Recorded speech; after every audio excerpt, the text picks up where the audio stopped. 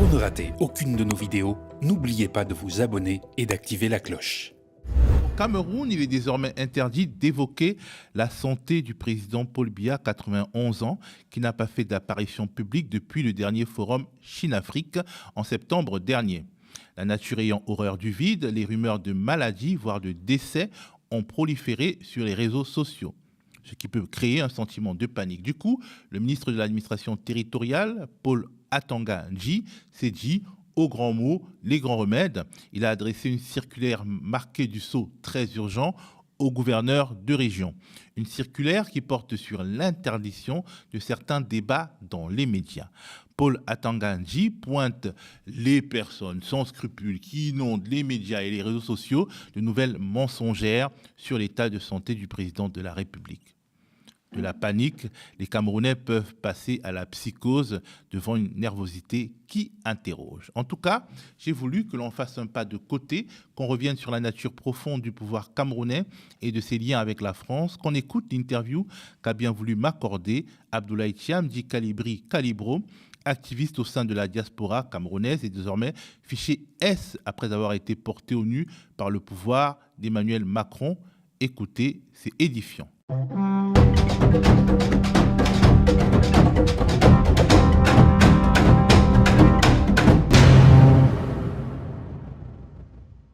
C'est l'histoire d'un jeune homme de nationalité camerounaise vivant en France et fiché S. Fiché S comme un terroriste présumé. Fiché S avec tous les fantasmes que charrie ce marquage administratif dans les médias et le spectre politique. Or, Abdoulaye Thiam, dit Calibri Calibro, est tout simplement un activiste politique dénonçant dans son pays d'accueil le régime autoritaire de Paul Biya, 91 ans, au pouvoir depuis 1982 dans son pays d'origine. Il s'est fait connaître en 2020, Calibri Calibro, en alpaguant publiquement Emmanuel Macron au sujet de la guerre civile meurtrière qui se déroule dans la partie anglophone du pays, dans une séquence qui a fait le buzz. S'il vous plaît, monsieur Macron, s'il vous plaît. Oui, monsieur Macron. Monsieur Macron, mon pays, il y a un génocide au Cameroun, monsieur Macron. S'il vous plaît, monsieur Macron, il y a un génocide au Cameroun, monsieur Macron. C'est un honneur pour moi, c'est un plaisir de vous voir, monsieur Macron. Moi aussi. Il y a plus de 22 morts. Je sais. Qui sont morts calcinés, monsieur Macron. Je sais ça. Nous sommes des Camerounais et nous souffrons. J'ai pris la Méditerranée, monsieur Macron, je vous ai écrit et vous avez répondu. Vous savez mon engagement sur ce sujet. J'ai mis la pression sur Paul Biya pour que d'abord il traite le sujet de la zone anglophone et ses opposants. J'avais dit, je ne veux pas qu'on se voit à Lyon tant que le général Camteau n'est pas libéré. Il a été libéré parce qu'on a mis la pression. Dans cette séquence, on voit Emmanuel Macron à l'écoute, qui se pose en leader politique, qui comprend les souffrances d'une jeunesse africaine jetée sur les routes de l'exil en raison de l'incurie de ses dirigeants. Mais dans les coulisses, les États camerounais et français ont décidé de faire de sa vie un enfer. Nous avons voulu écouter son histoire. Bonjour Abdoulaye. Bonjour, monsieur Théophile. Alors, comment passe-t-on du statut de réfugié courageux qui a réussi à interpeller le président français à celui de fiché S, considéré comme un terroriste par le Cameroun et soupçonné du pire par la France? Pour répondre à cette question assez large, nous avons voulu connaître votre histoire. Qui êtes-vous? Vous êtes né à Newbel, quartier populaire de Douala, et vous avez traversé l'Afrique de l'Ouest, le Sahel et la Méditerranée pour arriver en France. Racontez-nous votre vie du moment où vous naissez au Cameroun d'une certaine manière au moment où vous arrivez en France. Je m'appelle Thiam Abdoulaye Calibri, c'est d'ailleurs mon nom, c'est pas un sobriquet. Je suis né au Cameroun d'un père franco-camerounais d'origine sénégalaise aussi. Mon grand-père est né ici en France en 1903 à Reims dans la Marne. Et voilà, mon père il a été en France et puis il est retourné au Cameroun. Donc à une certaine époque, nous avons connu beaucoup de difficultés pour faire reconnaître la nationalité de mon père parce que pendant plus de 20 ans, il a complètement délaissé sa nationalité. Il s'est dit que bon, je suis français. Le jour où je me présente au consulat, j'aurai mes papiers. Donc ça a été très compliqué. Et ayant essayé plusieurs fois de venir en Europe, avec les réseaux de visa, j'ai été beaucoup floué. J'ai donc décidé de prendre la route. Je suis parti du Cameroun, passant par le Nigeria, le Niger, l'Algérie, la Libye et l'Italie. Au départ, je venais en France, c'était pas pour m'attaquer à Biya, parce que ça, je l'avais... Non, mais en fait, j'aimerais qu'on parle un peu de cette traversée, parce que vous en parlez vite, mais c'est une traversée qui a été douloureuse, périlleuse. J'arrive. Je disais au départ, quand je quittais le Cameroun, c'était du tout pas dans le but de m'attaquer à Biya. J'avais déjà été activiste au Cameroun, j'avais été plusieurs fois arrêté au Cameroun, j'ai été même torturé à la GEMI. Donc, à un moment, je me suis assagi au groupement mobile d'intervention à Bonanjo. À Douala, la capitale économique. Effectivement. Donc, ce côté-là, je l'avais déjà mis un peu en berne. Moi, je venais en France, c'était d'abord pour ma nationalité, parce que mon père, il est français, de filiation, donc je venais pour ma nationalité. Mais quand je suis arrivé au Niger, voilà, dans le début, et ça rejoint votre question. Quand j'arrive au Niger, ce que je vois au Niger me fait extrêmement mal. Je vois des enfants de 8 ans, des enfants de 12 ans, de 16 ans. En fait, je vois la jeunesse africaine. Je vois une horde de jeunes désirant rejoindre l'Europe. Et je comprends très vite pourquoi. Pourquoi ces jeunes, pourquoi cette Afrique qui a le fer de lance du monde aujourd'hui, que ce fer de lance-là ne trouve qu'une seule solution, c'est l'exil. Je vois ces jeunes au Niger et je suis extrêmement choqué. Pourquoi ces jeunes prennent la route ? Tout simplement parce qu'à la tête de nos États, nous avons des dirigeants qui ne font absolument rien pour la jeunesse. Que vous allez dans tous les pays de la zone francophone, vous allez trouver les mêmes situations. Que ce soit au Cameroun, au Niger, en Côte d'Ivoire, au Sénégal, c'est partout la même chose. Je vois des jeunes servis d'esclaves, des jeunes torturés, et je suis révolté. Torturés par qui ? Torturés par ce qu'on appelle communément des corsaires. Ce sont des gens qui vous promettent monts et merveilles, qui vous promettent de vous amener en Italie par autocar ou autre chose, alors que ce n'est qu'une illusion, vous n'y arriverez jamais. Et ça me révolte. À partir de là, je dis, on ne peut pas rester tranquille. On ne peut pas se taire. Dans cette traversée, quel est le moment, l'endroit qui symbolise le plus ces souffrances-là des jeunes qui décident de traverser la Méditerranée ? Le désert. Le désert, oui. Nous avons pour habitude, quand nous étions au Cameroun, quand j'étais au Cameroun, de voir plus parler de ce qui se passait en Méditerranée. Mais je peux vous rassurer, pour avoir pris cette route, que le désert est le plus grand cimetière de la jeunesse africaine. Les gens ne s'imaginent même pas, parce que ce que vous voyez en Méditerranée, un bateau qui a fait un naufrage avec 500 personnes, oui, on en parle. Mais avant 500 personnes, il y a 3000 personnes qui sont mortes au désert. Le désert est jonché de cadavres. Le désert, c'est le plus gros cimetière à ciel ouvert. Les gens ne se rendent même pas compte de ce qui se passe là-bas. Et pourquoi on meurt autant dans le désert ? Parce qu'il y a... Le désert, c'est le désert. Je ne peux même pas vous expliquer. On se perd Pas qu'on se perd. Les gens... La crête humaine, de ce côté-là, est devenue quelque chose de très banal. Les gens n'ont plus l'amour du prochain. Les gens ont juste une seule chose dans la tête, c'est se faire un maximum de fric. Vous avez des gens qui vous prennent, par exemple à Agadez, qui vous disent qu'ils vont vous amener au Niger, qui vous disent qu'ils vont vous amener en Algérie, mais qui vous abandonnent en plein désert. Vous avez des gens qui vous abandonnent complètement en plein désert, qui vous laissent à votre propre sort, et vous ne savez ni se situe le nord, le sud, vous êtes complètement perdu. Un migrant qui a fait 3 jours sans boire, sans manger, vous vous rendez compte que le désert ne serait que la dernière chose qu'il verra sur la terre. Alors, finalement, la Méditerranée, ça se passe plutôt bien. Vous avez peur quand vous prenez l'eau ? Ce n'est jamais un passage facile. Et comment se donne du courage face à cette mer qui peut vous avaler ? Vous savez, quand vous avez réussi à franchir le cap du désert, plus rien ne peut vous arrêter.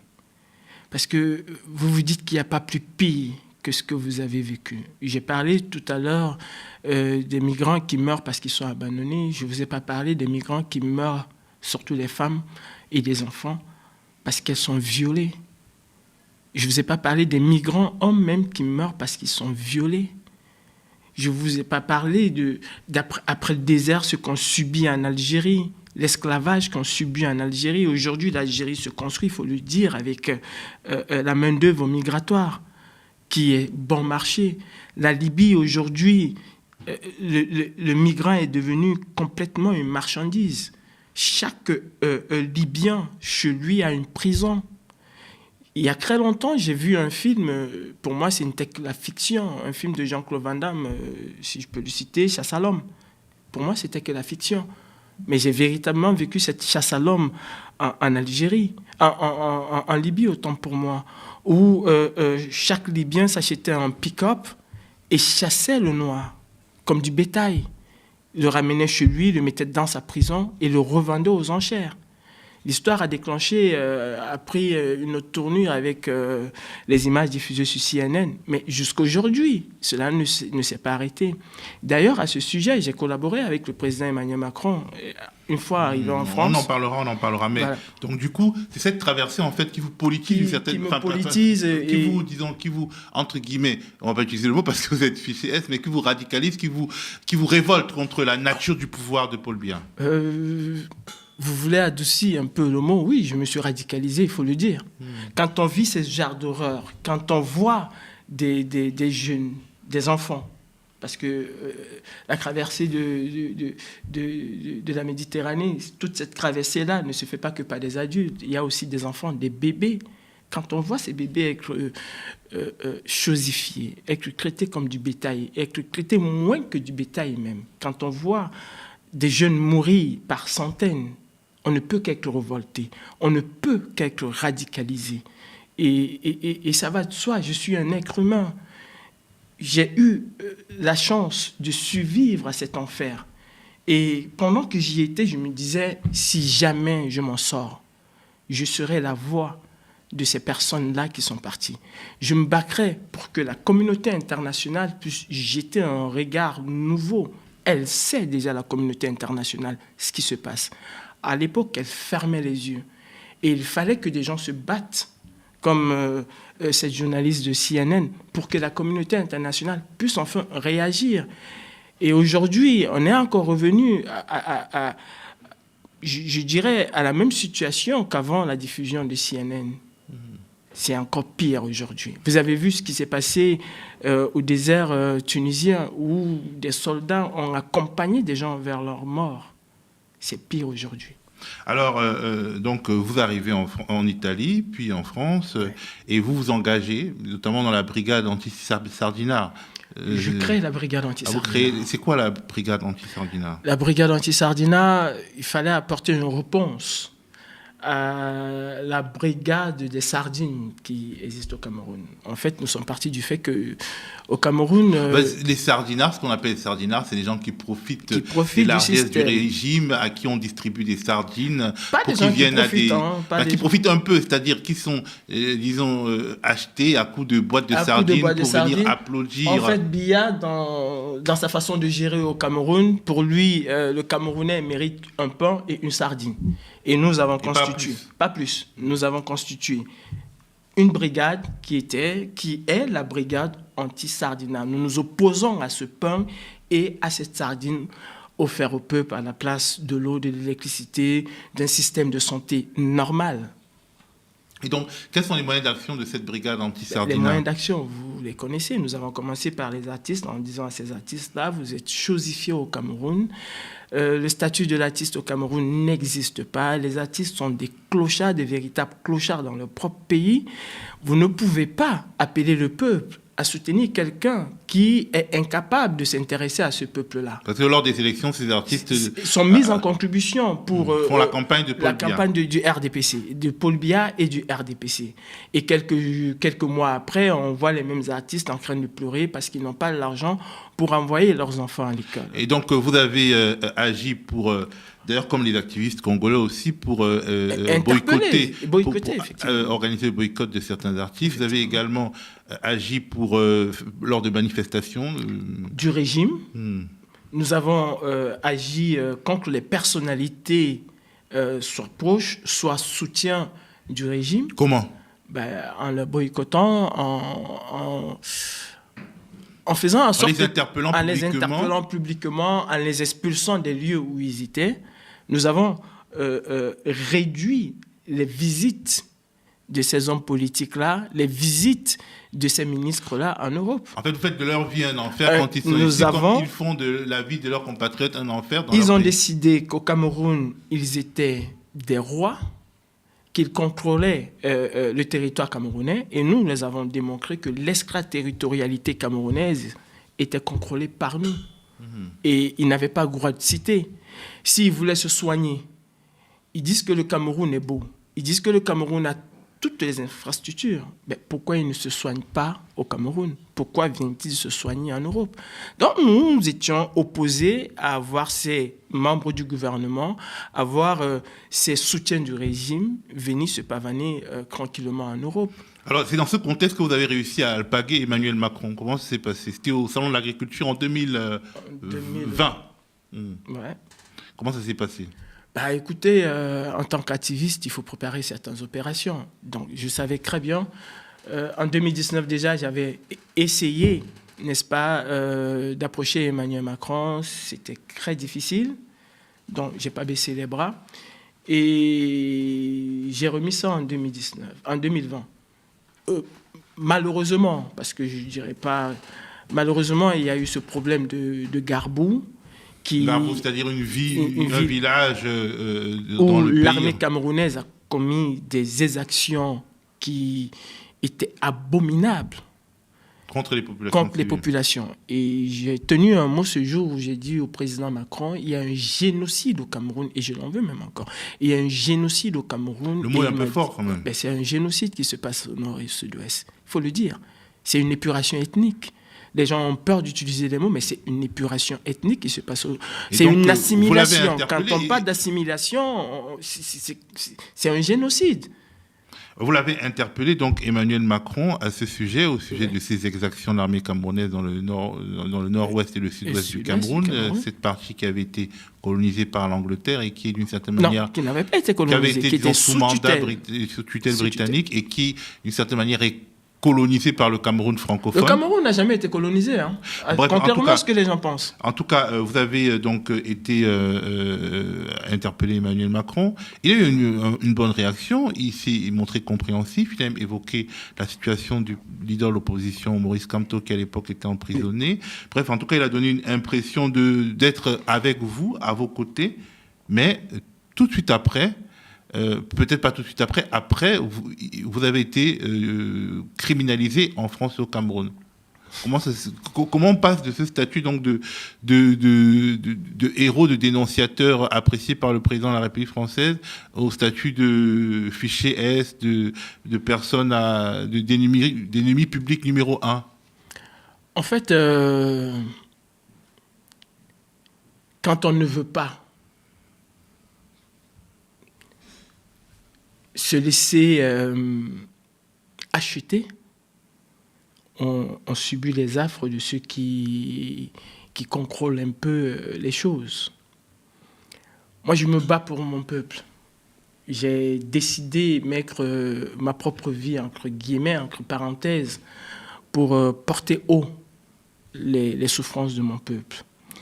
Et je préfère mourir pauvre, avec ma dignité, que de mourir riche et baisser la tête chaque fois que je verrai un Camerounais. Donc, le 25 mai 2020, j'ai reçu une proposition. Il est vrai que j'avais interpellé le président Emmanuel Macron sur les souffrances de ma famille directe au Cameroun. Et le 25 mai, j'ai reçu une proposition où le chef du cabinet appelait... Le cabinet d'Emmanuel Macron. Oui, appelait le ministre Castagnier, sollicitait pour moi un certificat de nationalité. À l'époque, ministre de l'Intérieur. À l'époque, ministre de l'Intérieur. Il sollicitait pour moi un certificat de nationalité français. Et après, il y a eu d'autres choses derrière où on me demandait de me calmer, que j'avais été écouté, qu'il fallait maintenant penser à ma vie et j'ai dit non, ça ne m'intéressait pas. D'abord, je suis venu en France pour ma nationalité avec filiation. Donc, parce qu'en fait, vous êtes français d'origine. D'origine. En réalité. En réalité. Donc, je n'ai pas besoin d'un certificat de nationalité, d'une naturalisation. Vous pouvez garder votre naturalisation. Et en réponse, pour étayer ce que je disais, c'était le 25 mai, le 29 mai, j'étais devant l'Assemblée nationale française avec un bidon d'essence pour dire nous allons monter crescendo. Ce n'est pas une nationalité qui va nous empêcher, n'est-ce pas, de parler du Cameroun. Et à partir de ce moment-là... Mais ce bidon d'essence, c'était pourquoi vous vouliez brûler l'Assemblée nationale? Non, je ne voulais pas brûler l'Assemblée nationale. C'était une manière de dire c'était une manière d'interpeller. Moi, je voulais, me mettre le feu. Vous stimuler par le feu. Oui, je le voulais. Parce que je pensais, pas que je pensais, je comprenais que M. Emmanuel Macron trouvait déjà un deal avec Biya. Alors qu'au Salon de l'Agriculture, il s'était montré, comme vous l'avez dit, ouvert. Il a tenu des propos même qu'un président en exercice ne pouvait pas tenir. En ce moment, on comprenait qu'il y avait une espèce de distance entre Yaoundé et Paris. Et ils se sont réconciliés sur votre dos. Ils se sont réconciliés sur notre dos, sur le dos du peuple camerounais. Et il fallait interpeller, non seulement les députés français, il fallait interpeller, autant pour moi, la France sur la situation catastrophique qui se passe au Cameroun, notamment sur le conflit, parce que ce conflit, il ne faut pas l'oublier, aujourd'hui, on est à plus de 20 000 morts. Et aussi sur la situation des Camerounais. Je vous rappelle qu'au Cameroun, aujourd'hui, le Cameroun n'est pas un pays en guerre, mais il y a plus de morts au Cameroun que dans un pays en guerre. Les gens meurent tous les jours au Cameroun. De fait d'une absence hospitalière, les Camerounais sont livrés à eux-mêmes.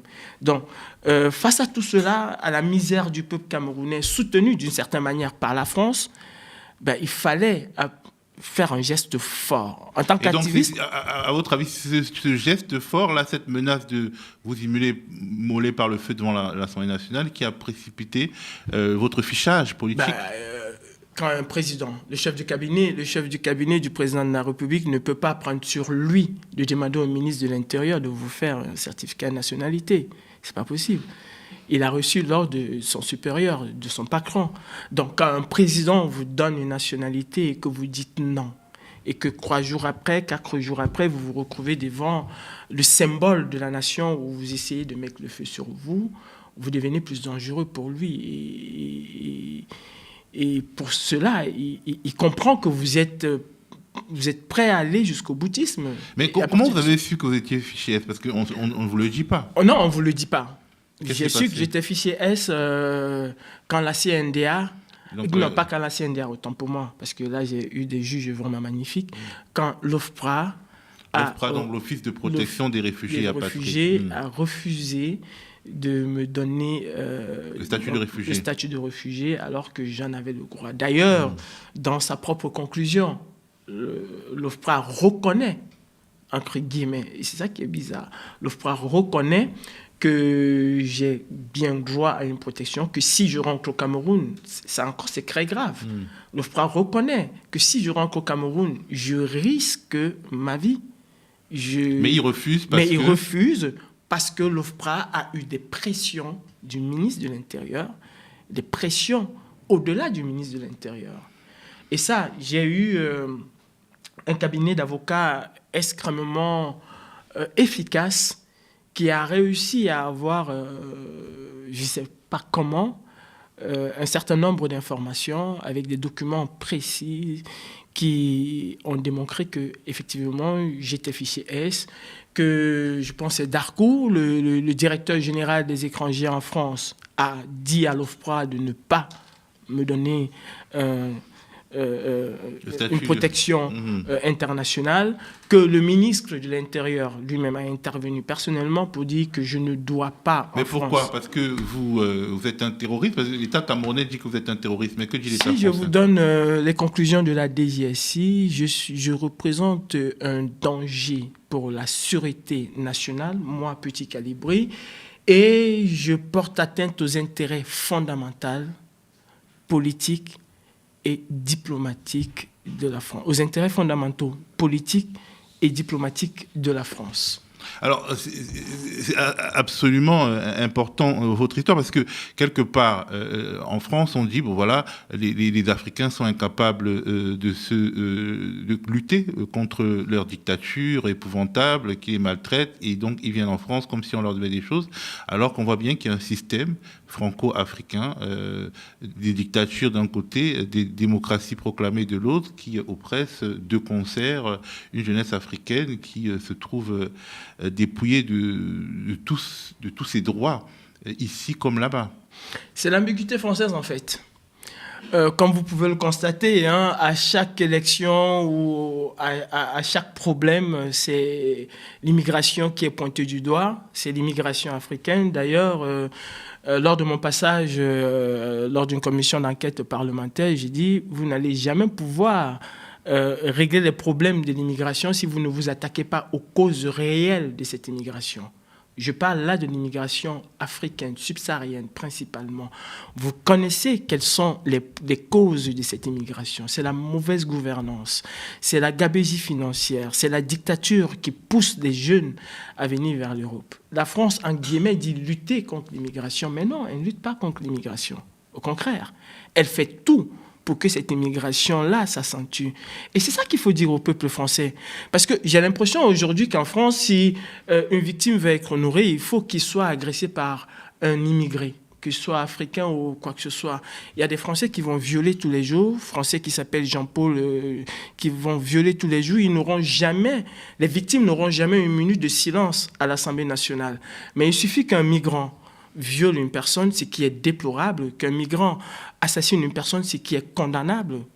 On ne peut pas soutenir parce qu'on est migrant. Non, il faut le condamner. Mais il suffit que ce soit un migrant et puis l'Assemblée nationale va se rappeler qu'il y a eu une victime. Alors que si on va parler de janvier à aujourd'hui, il y a plus de 200 femmes qui ont été violées et aucune n'a eu cette chance d'avoir une minute de silence. Donc on instrumentalise l'immigration d'un côté et de l'autre côté, on favorise ce qui crée ce flux migratoire.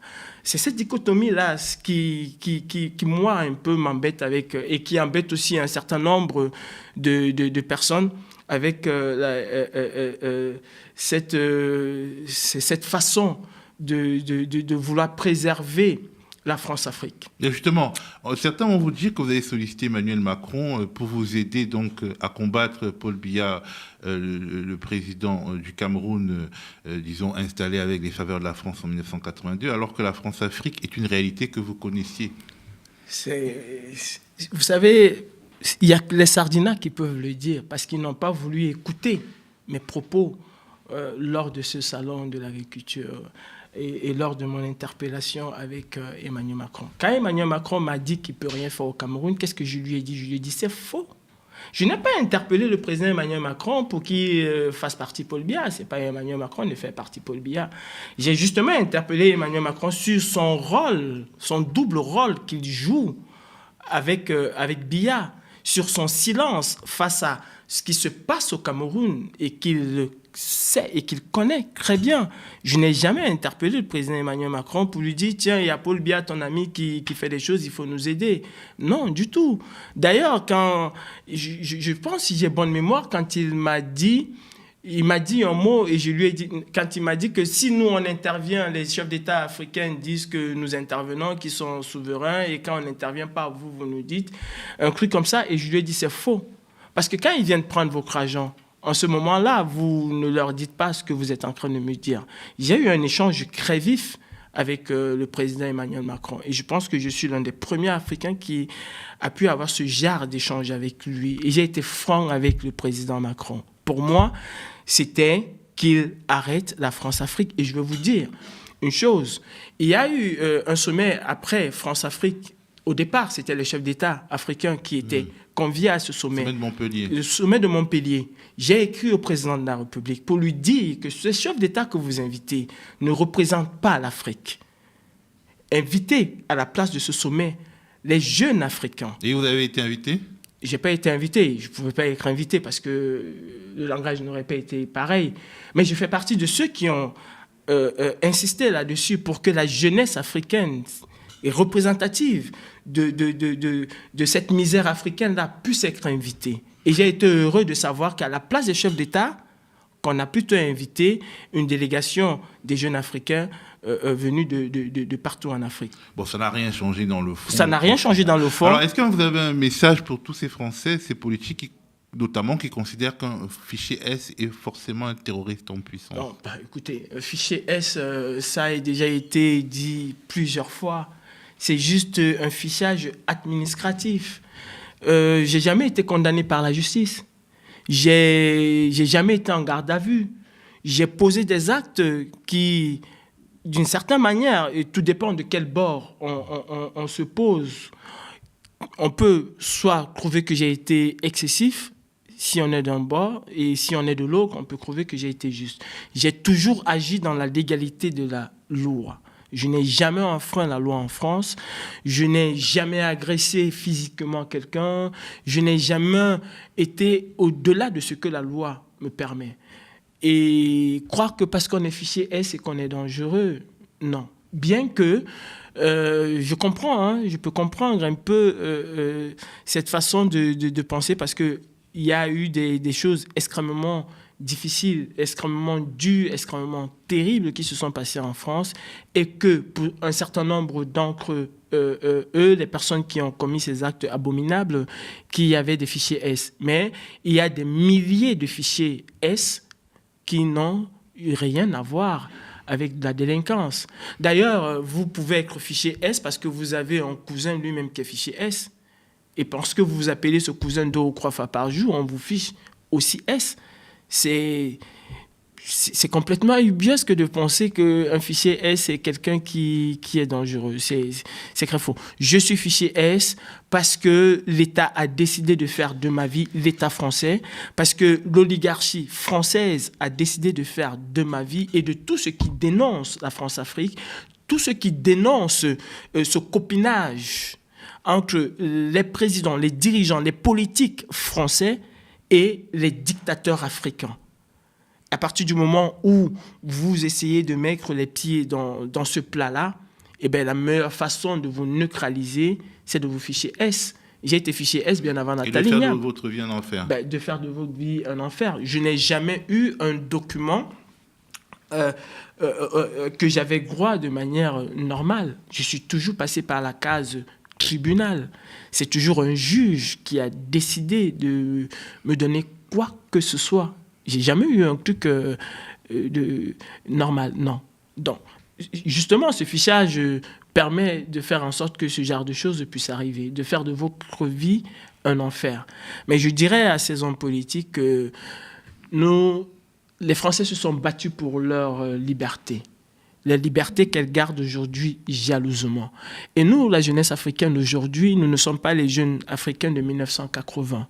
Non, nous sommes un peu émancipés, nous avons une autre vision. On peut nous ficher autant qu'on veut, S ou S multiplié par Y par mètre carré, c'est leur problème. Nous nous battrons pour que nos pays puissent avoir une bouffée d'oxygène. Merci beaucoup Abdoulaye Thiam, merci Kalibri Kalibro. C'est moi qui vous remercie de nous accorder la parole et de passer le message que nous avons à passer. Merci. Je vous en prie. Merci à vous d'avoir regardé ce numéro de Décrypter l'Afrique. Rendez-vous bientôt pour de futurs décryptages de l'actualité africaine.